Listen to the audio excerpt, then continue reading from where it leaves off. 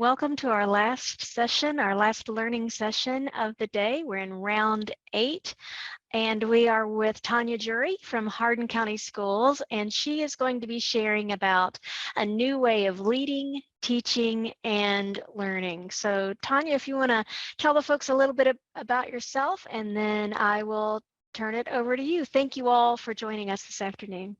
Tanya. Yes, thank you. I know it's the end of the day and it's been a long day, so thank you for being here.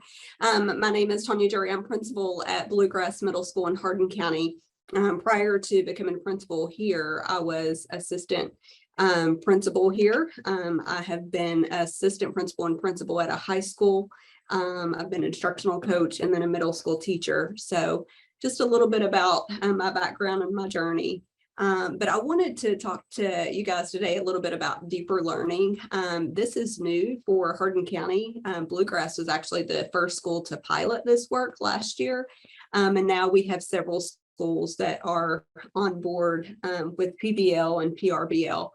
So I'm going to share a little bit about the process, but the biggest thing I'm going to share with you today are lots of resources that we use to help us with the process and that we have implemented across the district. And so I'm going to go ahead and share my screen with you so that you can see that. Okay, so whenever you talk about teaching and leading differently, it takes us out of our comfort zone a little bit. And we know that nothing ever grows if we stay in our comfort zone. And so that's one of the things that I talked to my team about when we first decided to go with project and problem-based learning. I didn't want to go the whole school because I felt like that it was such a drastic change that I wanted us to take little baby steps. So last year we implemented it with our 6th grade team. This year we have implemented it with our 7th grade team. 8th grade was supposed to be next year, but they have gotten to the point that they are seeing such of the great impact that it's having with 6th and 7th grade that they were like, we can't wait. So they have started to dabble in it this year, and it's been very helpful for our students. We've seen a significant increase in our academics and a significant decline in our behavior referrals. Our behavior referrals have actually declined over 79% since we started this work. So that was very exciting to see. So we all hear about deeper learning quite frequently. So I won't go into all of this deeply, but it's basically how can we provide experiences for our students to give them what they need to be able to compete globally. I told somebody the other day, I never want a student to leave Bluegrass Middle School and say, I can't do something because I'm from Bluegrass. I want to provide them with the opportunities that they need. And this quote really meant a lot to me, that whenever we focus on those deeper learning competencies, which we'll talk about here in just a second, it has yielded increased graduation rates, more engaged and advanced thinkers, and increased equitability and opportunities to access high quality learning experiences. And that's what we want for our kids. We want them to have the opportunity to be able to compete with anybody, regardless of where they're from. And so project and problem-based learning has helped us to be able to provide those opportunities to students. They not only get to kind of lead their own learning, but they are able to connect with community members. And it's really given, even at the middle school level, it has given them connections with people with jobs that they would not have had prior. So it's just one tool that we use, but as we were talking about, it gives the students real world problems and solutions. We personally partner with New Tech Network for this work. I know that some partner with Discovery, and there are several different agencies out there. Our partner is with New Tech, and they support us through coaching sessions. As a school, these are the learning outcomes that we focus on with our PBL and PRBL. And PRBL is the problem-based, and that is through math. And then the project-based is through science, social studies, language arts, our related arts classes. All of those do the project-based. So knowledge and thinking This is just based around your regular standards, what we want our students to know and be able to do. And then, of course, collaboration, oral communication, written communication. Agency has been really new for our students, and it was probably the most difficult one for them to really grab a hold of. But basically, all that means is, are they able to advocate for themselves and for their learning? And so they're really able to do that through the processes that we set up for them with group contracts, with knows and needs to knows, and to be able to just help them celebrate themselves and their peers. And so our grade books are set up this way. We focus just on these 5 and do standards-based grading. And you'll see a video here in just a second where our kids talk about they still take tests, they still write, they still do the quizzes, all of that. But along the way, they have projects where they're able to work together and they're able to communicate with their peers. And it has been very, very beneficial. So this is about a 3-minute video, but it highlights the work. You'll see all of our students and teachers are in mask. This video was from last year when we started this work. And so I wanted to share that with you so you can see some of the projects that our kids are doing and how they feel about it. So that is just a kind of a preview of what our kids are seeing. They actually interviewed our kids. We had a student panel to where we had schools across the nation join and listen to them. And I'm going to show you where you can access that here in just a few minutes. But they really spoke volumes. I know as a principal, whenever we were looking to decide if we were going to do this work, we went and visited a couple of different schools, one in Owensboro and one in Ohio. And I talked to the principal, I talked to the teachers, and I was like, yeah, I mean, it sounds great. And then I talked to the kids and I was like, sign me up. Where do I go? Because they really sold it on what it means to them and how it has impacted their learning. And whenever you talk to them from what I told you, we started with our 6th grade. So you think about the learning that they had done their whole lives. And then this is something totally different. And to hear them talk about how much more it's meaningful to them makes all the difference. So it's been very beneficial for them. It continues. If you were in my session this morning, we talked a lot about culture, and we have continued to work on building that culture. And this, with as many projects as they have and working together and with that oral and written communication, it really empowers the students to take ownership of that and to advocate for themselves and for each other. Here's just a quick overview. I was telling you about our increase in academics. 69% of our 6th grade students in math either met or exceeded their growth goal on iReady, and 81% of our students in reading. They should be at 50% at this point in the year, and they're at 69% and 81%. We noticed the same thing with our 7th grade. So we have seen that significant increase. And then discipline numbers have declined over 75% since we started this journey. New Tech Network schools, they consistently outperform national high school graduation and college persistence rates. They do a study every year that takes into considerations the schools who are in their network, and they're consistently outperforming others. These are the links, Jenny, that I asked that you may add into the chat. We have a couple of things here. This is the biggest bulk that I wanted to share with you guys today. We will not have time to go through all of it because it's a lot of information. But the first one is our website that we created to showcase this work so that we can keep up with what we're doing, so we don't have to reinvent it every year. So if you go to our website, you'll see that we have highlight videos.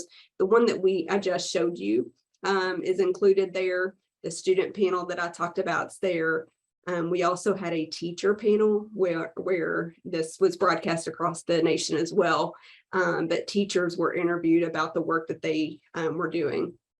Some of these videos are a little bit longer, and so that's why I didn't want to show those to you. But we also did an interview about the impact that this work has on learning and how that has benefited our students. You'll also see across the top, our 6th and 7th grade teachers have loaded in the assignments that they have done with this project in problem-based learning. So when you click on here, you'll have access to rubrics that we have created. You'll have access to the toolkits that they do with their lessons included, with a full calendar of what they do every day when they're in these projects. And you'll see pictures of what the kids have been doing. One of the favorite projects that our kids have done this year is a problem actually in math. And they were looking at the ratio between chocolate and milk and what ratio you needed. So they were able to practice and come up with the correct ratio that they needed. So they really enjoyed that one. And you can see the work. They still have to do the work. Yes, it's fun. They get to enjoy it, but at the same time, they have to think and they have to work through it. So here are just a few pictures of them doing that. You'll see the rubrics included. So we have linked all of that here as resources. This has been a great help to our schools in Hardin County who are just starting with this work. And I know that last year when we started, we didn't have that as a resource. So it's been very helpful even to our 7th grade team who has just come on to start that as well. Excuse me. Let me go back.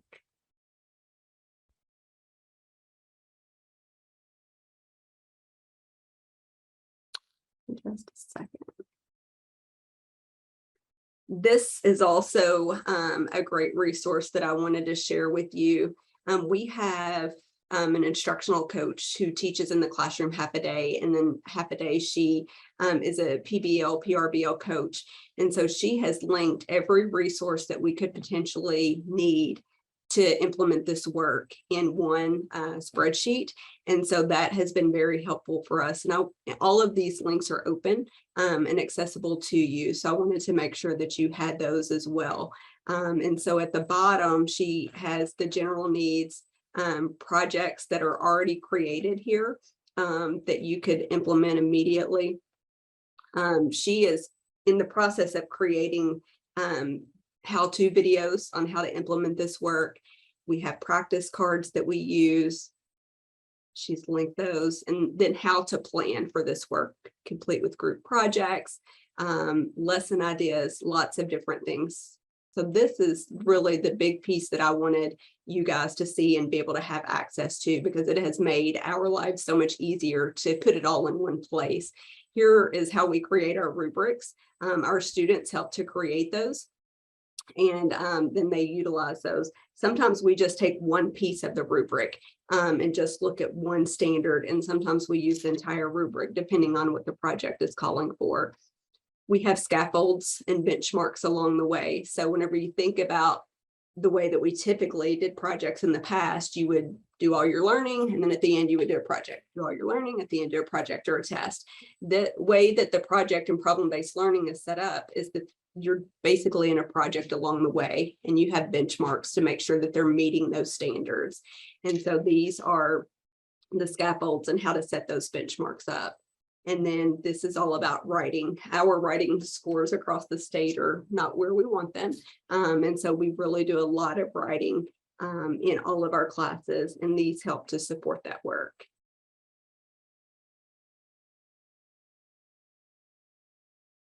We have revamped our PLCs to make sure that we are consistent in this work.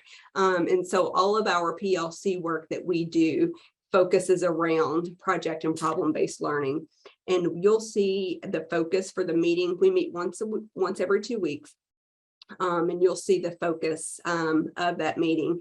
And we use a protocol in each of those. Those are open for you as well. And once we go in, like the first week, we focus on 2 teachers bring an instructional strategy that they want to share around this work. We use the protocol from See, Think, Wonder, which is a PBL protocol.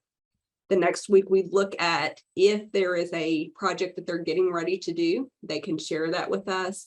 And we can give them feedback on what that looks like before they actually present it to the kids. Then we look at the data once they've had a chance to present it. They bring the student data back, and we analyze that to see what worked in the project. What do we need to tweak? And then we have a week to where they go in and observe their peer.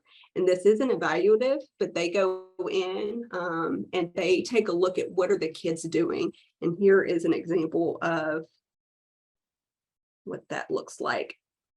So they go in and they're basically observing the kids. And so what learning outcomes are the students demonstrating, and how is this lesson student centered?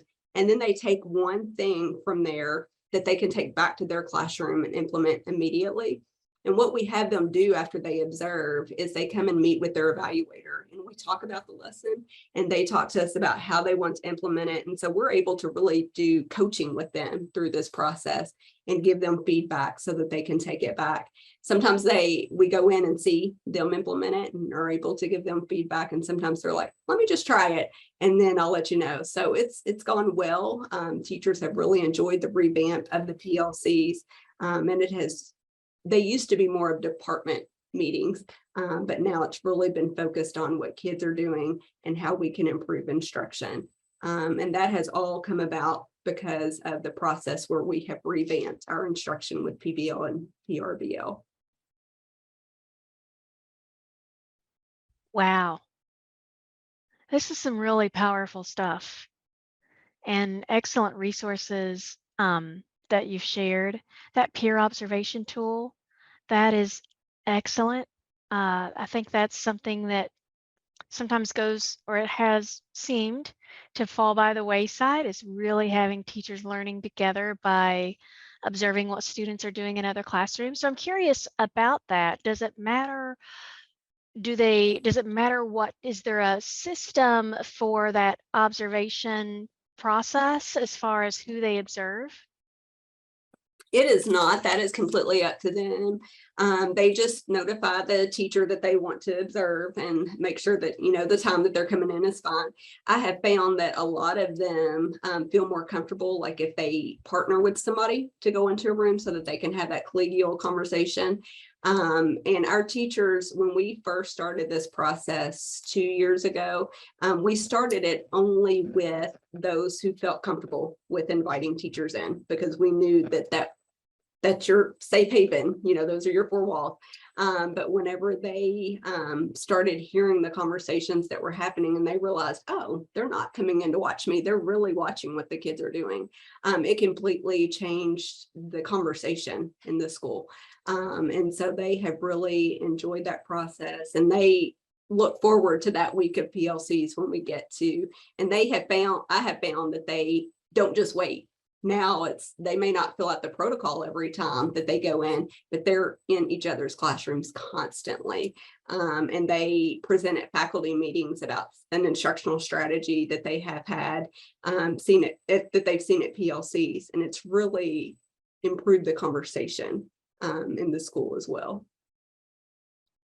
It's culture changing. And it's data 100%. focused. It's data focused on student data as well as this observational data. So just more opportunities to kind of triangulate that data and for teachers to truly be learning from each other instead of, like you said, just having a meeting or even a common planning time. This is truly about how do we continue. This is embedded professional learning that they're doing through their PLCs, which is very exciting for me to hear about. And we'd love to see this in action. Absolutely. What questions do you have for Tanya?